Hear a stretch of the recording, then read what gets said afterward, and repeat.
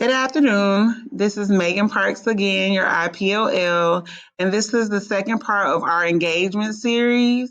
This presentation is on the SAMR model and different engagement tools and strategies that you can use to enhance your classroom. Now, we have talked about the SAMR model in the past, so this is just kind of a review so we can make sure that we are taking these tech tools and having students use them in that more transformative level of SAMR with modification and redefinition instead of just kind of staying at the substitution level. So we can make sure that we are getting the most out of these tech tools that we're sharing with our students. So let's get started. So the first thing I'm going to have you do is pause the video and actually watch this video on a SAMR model. And I want you to tell me, how does SAMR transform technology in the classroom? So just pause the video, go to the next slide and answer the question and come back to get the rest of the information. Okay, so after you watch the video, you would have seen that substitution and augmentation of the SAMR model is just pretty much enhancing what we've already done. Let's just say if I had a worksheet and I just probably turned that worksheet into a Google Doc, that would definitely be substitution. Or if I had my kids collaborate on the Google Doc, that's just a little bit of augmentation. So that's just kind of enhancing it a tad, which is not bad. But the goal is to get above that and go into this transformative area here.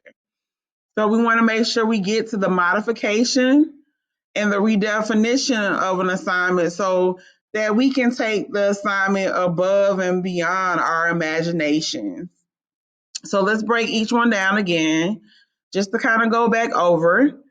And the first step, of course, was substitution. So this is still a part of that enhancement stage. And so it says tech is a tool substitute with no functional change. So in this example, it says students will identify physical and political features of a civilization by labeling a map that has been inserted on a Google Doc. So I would have just took a normal map that I would have given them in class, let's just say on a worksheet, and I just put it onto a Google Doc for students to label. Then we get to augmentation. So this is using a tech tool substitute with just a little improvement.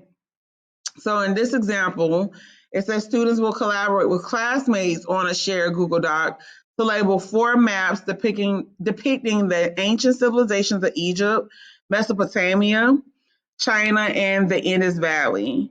So in this situation, I am having my students collaborate on a shared Google Doc to label 4 different maps.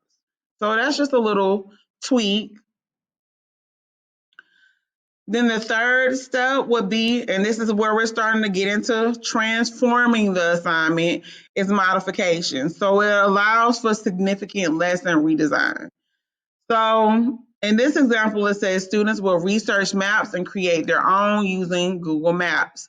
So this is allowing the students to be creative, actually think about the maps more than just like basic information as far as identifying and labeling, but I'm taking that information and I'm going to actually make something of my own and maybe labeling and creating different situations on that map that come from my own understanding of that basic information. So it's kind of taking the rigor up a bit. And definitely having the students be creative and using that 4C of creative. All right, and the last one is redefinition. So this is actually allows for creation of new tasks previously inconceivable. So this is things that we wouldn't even think about on a basic level of instruction. So in this example, it's like using a Google Hangout and having students present their maps to a partner elementary school. So now I'm actually sharing my information out with the larger community, things that I've actually created. And this is definitely another 4C when it comes to those 4 C's or those 21st century skills of communication.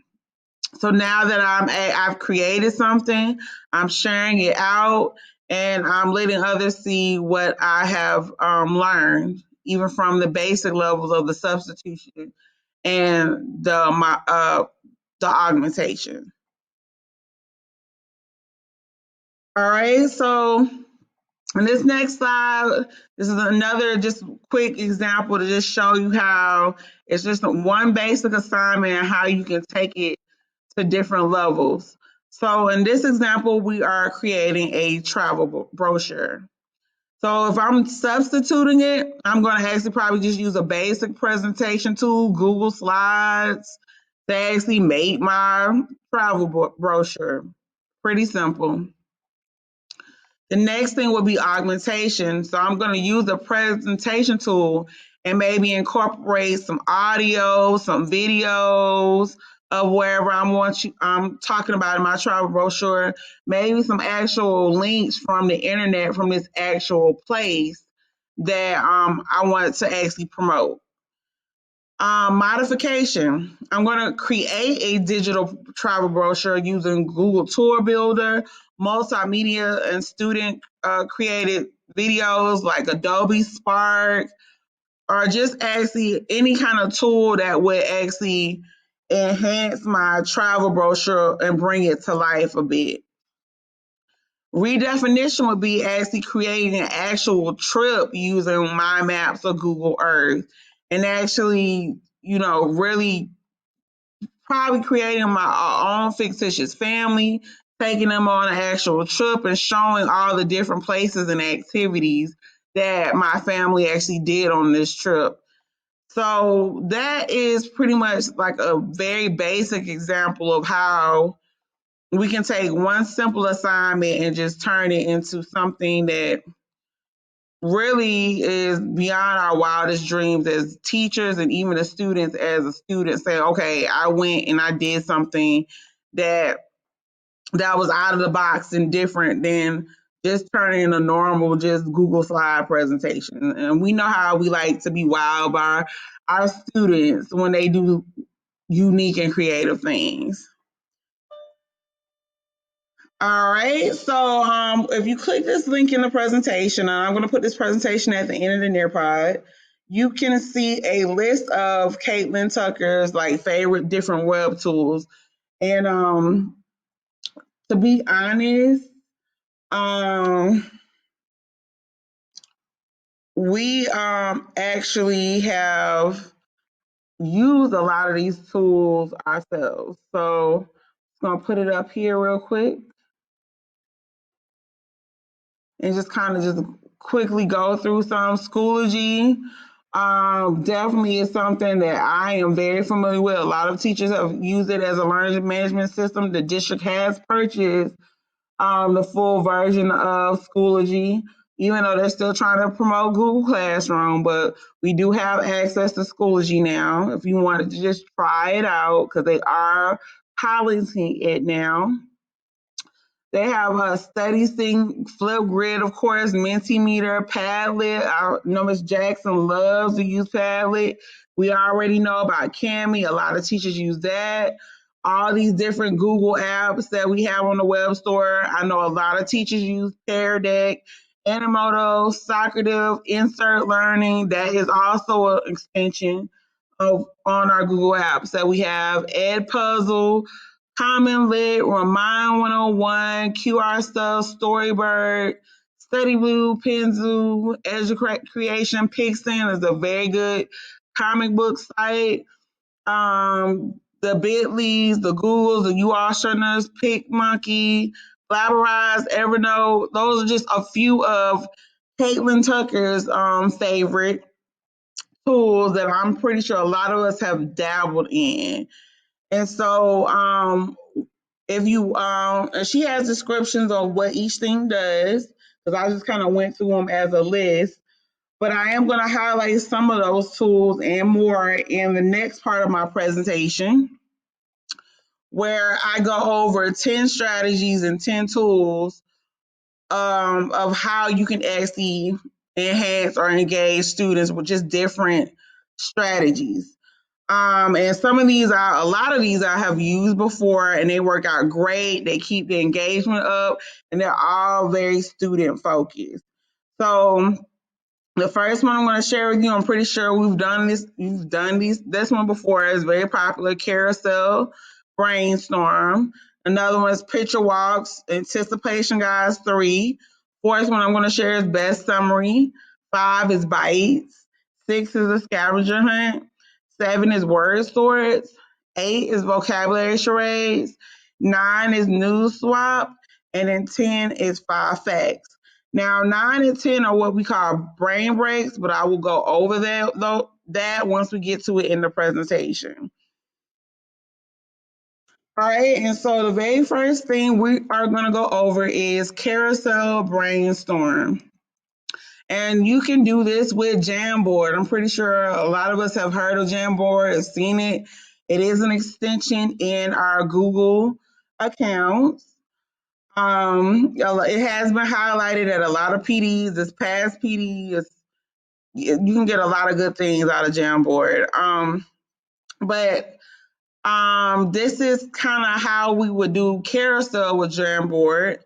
It's just like how you would do like with the whiteboard charts. You would write a question or a subtopic on each chart, and you would divide students into small groups. So you can actually put them into breakout rooms, to be honest, with this activity, and actually have each group look at each question, each subchart, and actually record their answer or their response to that question or subtopic on the Jamboard.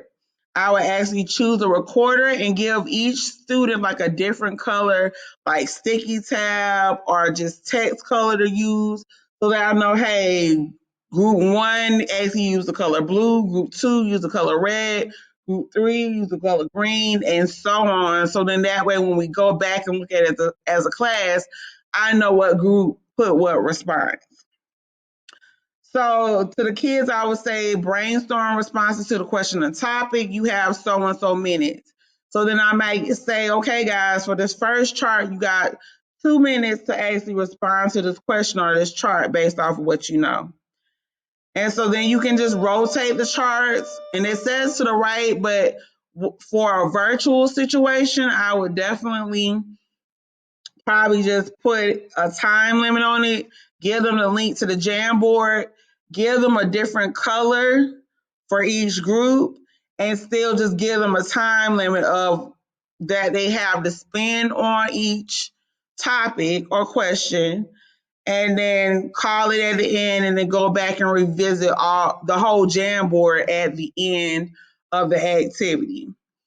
At the bottom here, I have a link to a video if you are not familiar with how to use Jamboard that you can actually watch. It'll walk you through exactly how to use it, but it's pretty simple to use. But if you ever get confused, here is a link here at the bottom. And I'm going to have a link at the bottom to all the help videos for whatever tool that I'm showing you with the strategy. So that is Carousel. All right, so the second activity is picture walks. All right, you can use picture walks with, of course, breakout rooms, Animoto, which is a really cool video tool, and also Adobe Spark, which was highlighted at our PD sessions. All right, and this is how you do the picture walks. The picture walks is almost like a visual anticipation guide for text or topics to be discovered. And it actually has kids make connections to what they already know about the topic, what they might actually experience. And it helps them to actually make predictions on where the topic is going to go or where the reading is going to take them. And you can actually use this with fictional or informational text. That has a lot of graphic support and it's short. So a way that I would use in breakout rooms, I would break the kids pretty much up into different rooms. I would already have my Animoto or my Adobe Spark already created with different visuals. So like, for example, in U.S. history, I used to love when we got to the progressive era to show the kids pictures of tenements and actually probe them with different things they might have saw in the picture. And that would make them start thinking about, okay, what's actually happening in these tenement communities at the time before we actually got to the actual unit. So I would put all my pictures that I found in either Animoto, Adobe, and then actually have the kids, like I said, probe them almost like a mini scavenger hunt and say, hey, how many people are in this room? Or what do you see over here in the window? Or just giving them some actual like little clues and things for them to look at so they can actually discuss on what they actually feel like is happening at that moment. So that is picture walk. Anticipation guide is one of my favorites. Where this actually encourages kids to be active listening and active engagement into whatever you're actually presenting them. You can present this with a video, a presentation, a discussion, whatever it may be. But this is an opportunity for the kids to actually pay attention to whatever you decide to show them in groups. So what you would do is you would identify major concepts for students to learn from a reading, a video, presentation, whatever. It didn't have to just be a reading. And you give several statements that support or challenge your students' belief about the topic. So, like for example, I used to always show like John Green videos, and I would put a false statement, and the kids would have to correct it with the true statement based off of what you actually based off of what you actually see in the video. So they would have to correct it. Students can actually work in small groups and react to each statement and be ready to defend their position. So before I actually would show them the video, I may break the kids up into different breakout rooms, have them go over this anticipation guide together and see what are they, do they think this statement is true? Do they think it's false? And then once you actually watch the video or show your presentation, that's how they would correct or solidify if their response was right the first time. So they can actually confirm or modify their original responses. And you can do that as a group, or you can have them still do it in smaller breakout. All right, the next strategy is best summary, and you can do this with Padlet. Um, And what the basic idea is for each participant to prepare a summary of main points at the end of a presentation. And teams of participants switch their summaries and select the best summary for each set. So it's pretty much like a lecture game, and it's useful for informational and conceptual content. So if I'm going over a lecture or just parts of a lecture, I might stop and then have like let's say 3 kids or a few kids actually come up with like a summary. And then what would happen is we would kind of split them up into teams, and or you can even vote on as a class like who actually had the best summary based off of the information that is actually given. So you could break them up, or you could really, it's 2 different ways you could do this. You could go through the whole presentation and still have the kids stop and come up with summaries during different intervals in the presentation and have them look at it as a class, or you can have them break up into breakout rooms and actually look at it that way. And as a group, they pick which other group members had the best summary. So it's up to you or how you want to do it. And a tool that you can use this with is Padlet, where the kids can sit here and put their own summaries. And then that way, when it's time to break into the group, we could all look at what everybody's summary was and actually pick the best one. So you can also do this with Jamboard as well. So that is best summary. Bites, you can do this with Nearpod. So of course, you already know that you can present with Nearpod, you can present a topic in small chunks. And at the end of each chunk, participants select a question to be answered by the presenter. So you can do this with the open question link or activity in Nearpod. So if I'm going over something about the progressive era, and let's just say I had about 2 or 3 kids that actually asked the question, what could happen is it says it's suited with participants who already have enough knowledge. So if we already went over it and somebody still probably had the question or maybe the same question somebody else had, people would choose, okay, which um which question they want to be have answered. So what you would do is make a brief introductory presentation about a technique or a topic. Ask each participant to write a question related to what they would like to learn. And then you would randomly select, let's say, 3 participants to read their questions and ask the rest of the participants or group to actually vote for the best one.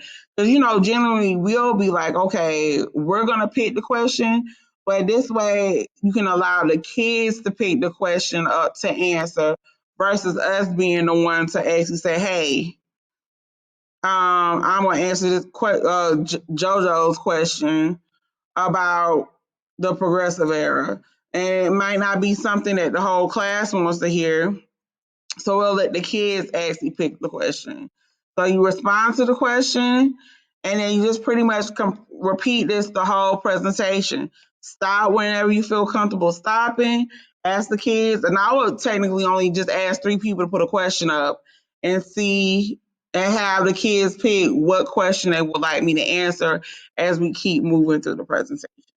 So that is bites. All right. Scavenger hunt with the app Goose Chase. This is really cool.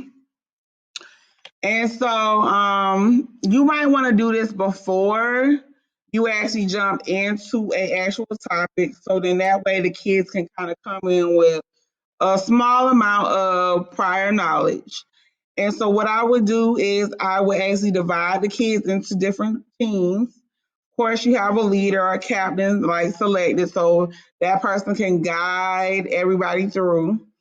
And what I'm going to do is actually go to Goose Chase to show you an example.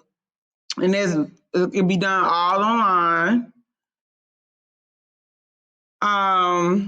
Like this one, for example, about the 27 amendments. And I know in US history, we do like the first 10 amendments. And so it's really easy just to kind of like put what you want them to actually look for. And so, like, let's just say, for example, the First Amendment, it tells you to take an image of someone giving a speech on stage. So the kids will have to actually find a picture that will represent the First Amendment by giving a speech. Or ask someone to describe what the Second Amendment means to them, someone not in your group, who should be able to own a gun. And this one asks them to actually find like a video or actually record a video of their classmates saying their view about um about their Second Amendment rights and so on. So these are things you could definitely do digitally. And then what it does is that once you get everybody on the whole Goose Chase site, it'll tally up the points of the different teams and show you who's kind of in the lead and who's kind of behind. So that is that. I'm going to pause real quick, get back to the presentation. So we're going to pick up with step 3 of the scavenger hunt. So after they're given all that list of terms, let's say through Goose Chase or the task, they are allowed a limited number of days to actually get all the information about, let's just say, the amendments or the concepts. They can actually complete this in school or out of school, but if we're doing it in class or I'm giving you time to do it, I'd rather you probably get it done, let's say, in one class period. So at least the next class period, we can actually talk about what you found in the scavenger hunt. So students should be told that they need to understand the word that they are looking up or whatever it is, definitely the concept that you're trying to highlight. Those are things the kids need to know. And this is probably a good way of even doing vocabulary lists. So then that way kids can go ahead and kind of do a scavenger hunt with their vocab. And you come in and teach, let's say the next day, and the kids already know what you're talking about and can put it in the context of the information that you're talking about because they already explored the topic. And I know that is one of my favorite things about making kids do like vocabulary first, because we can just keep it rolling because they already looked at the word and they know exactly where I'm going with the information. So this is a perfect activity to even use vocabulary with. um, so on the first day of the new unit, everybody shares what they actually found in the hunt. And so this allows everybody in the class to be exposed to a wide range of information and what other people thought about the word, or help people chime into the discussion and give examples of what they found. And I would integrate, like I said, this step four part into my actual lecture so that I can put everything together to keep moving as far as time and not lose or be off track with my pacing. So that is Goose Chase and Scavenger Hunt. Okay, another thing here is word source. This is pretty simple. And another app that we is very underutilized when it comes to Google is Google Drawings. And I'm going to show you a template that was created with Google Drawings, and you can create different graphic organizers, um, different pictures, different anything with Google Drawings that your imagination can come up with, that will help your students actually understand. And with word source, what you would do is give students a set of vocabulary words related to a specific concept or topic. And then what the kids will do is just sort those words into different categories. You can also use this with Jamboard as well. But I like this Google drawing template because, like I said, it's real easy for the students to manipulate. So you want to encourage the kids to find maybe one more than one category for the words, and then you have the students actually discuss with the teachers and their peers for their rationale for actually categorizing the words. Pretty simple. So what I'm gonna do is actually show this word template, and it is available for you to use as well. But you just sit here and say, okay, title the list. Here are your categories. So if I was saying, if I wanted to change it to wars or movements and so on, and I would type my words here. So I might put War 1812 here.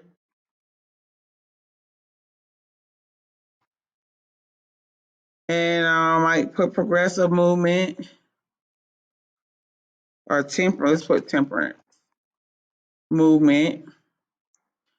Let's put Civil War, whatever. Let's see. Here we go. I said, see, civil rights movement. And what you would do is the students would just drag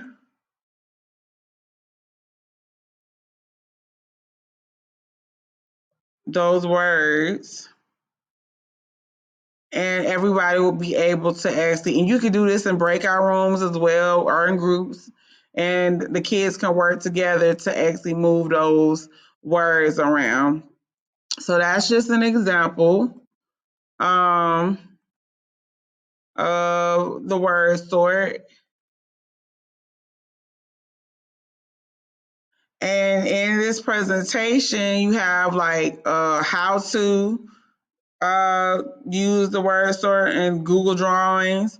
There's the template, so you can make a copy of that. There's another video on how to use Google Drawing. So that is real simple. Okay, and the last two strategies I'm going to quickly go through are what we call brain breaks. It's just regular things you can do to just take a break in your classroom, just like let the kids breathe. Um, and it should be quick and it should involve everybody. And they don't have to be simple review activities. It can be something every day and realistic that the kids actually need to talk about. And this is important for us to actually do because the kids are feeling stressed. They are feeling like nobody cares or nobody listens to them. And they just want to have a space to be able to talk and feel comfortable and just let down and let loose.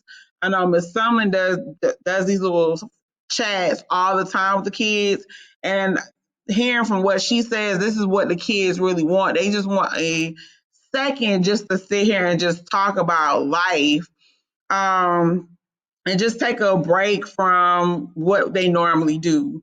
So, one activity you could definitely do with them because the kids love social media. They love talk about what's going on with this celebrity or this situation or how they feel about things is news swap. And what the students will have to do is like have 2 minutes to discuss with a neighbor or even not even with a neighbor, but even just the class a current event topic. And then on their essay pad, students can write the topic of the news story they discuss, but you don't have to necessarily even do that part. You can just do this first part and then the kids can actually pull up whatever they saw on TikTok, on Instagram, on Facebook. Keep it clean. Keep it clean, of course. You want to keep it clean. But let the kids even share like what they feel they want to bring up or talk about. They might want to talk about the election. And they might want to talk about something that is going on with their favorite celebrity and how it might impact them. So let them bring that up and have multiple students actually share. But just kind of work this maybe into the end of your class period, maybe in the middle for like just a break, however you want to do it. But the kids do, like I said, love news, believe it or not.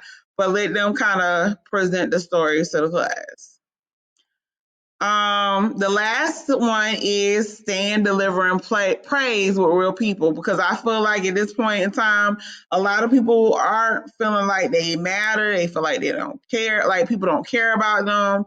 So I think this is a good activity to show everybody some recognition or have their classmates show them some recognition or even real people that they feel have made an impact in their life or their journey in life. So each student will actually stand or turn their camera on and offer an affirmative statement to the group or to an individual student or to an individual person and say why that person is important to them or why you want to give them some praise and what do they do to actually impact you to make you want to give them some praise. So that is another little quick brain break activity to make people feel appreciated and loved. So those are just two little brain break activities. I got some more, but I thought those would be the cutest and the ones that would actually reach out to the students, so they can get some of their anxiety and some of that just those anxious feelings out and just let them be able to express themselves and how they feel about certain topics. All right, so this is the end of the presentation. And so that SAMR and I borrowed from the SAMR's information from one of Dr. Shepard's and Ms. Owens' presentations, and kind of how that is used, of course, in the 21st century classroom. A lot of these strategies I got from a strategy PowerPoint that was given to me that I actually utilized my whole teaching career and every strategy that I used out of that book has worked. So please feel free to try these things because I mean they're all student centered. They will keep the kids engaged, and with all these different tech tools out here, you can easily help to enhance your instruction with strategies. You might even have other tech tools that you have in your pocket that will help bring some of these strategies to life. you like me to share that with you, I will definitely share that. And good luck with utilizing some of these tools and strategies.